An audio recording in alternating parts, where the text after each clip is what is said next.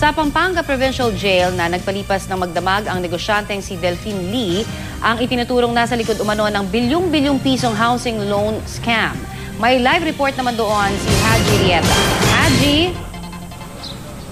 Yes, Connie, matapos nga siyang ikulong dito sa Pampanga Provincial Jail, ilang kanyang mga supporters naman ang sumugod dito kahapon. At dito nga sa Pampanga Provincial Jail nagpalipas na ng magdamag si Delphine Lee, ang umano'y utak ng bilyong-bilyong pisong housing loan scam.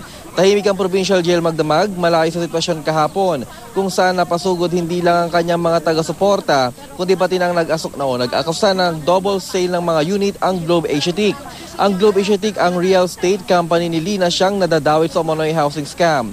Dinala si Lee dito matapos ipag-utos ng Pampanga RTC na ilipat siya mula sa una niyang detention cell sa NBI Region 3. Dumating siyang nakasuot ng bulletproof vest.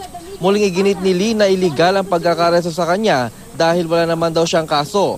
Nauna na kasing ibinasura ng Court of Appeals ang kasong syndicated estafa laban sa kanya. Ipinagpaliban ng Pampanga RTC ang arraignment ni Lee matapos questionin ng kanyang kampo ang jurisdiction ng korte. Samantala sa Biyernes ang susunod na hearing ng pag-aaralan para muna ng korte ang mga mosyon kaugnay ng kaso ni Lee.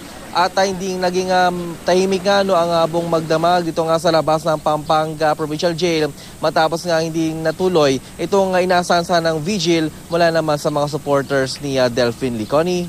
Maraming salamat, Haji Rieta.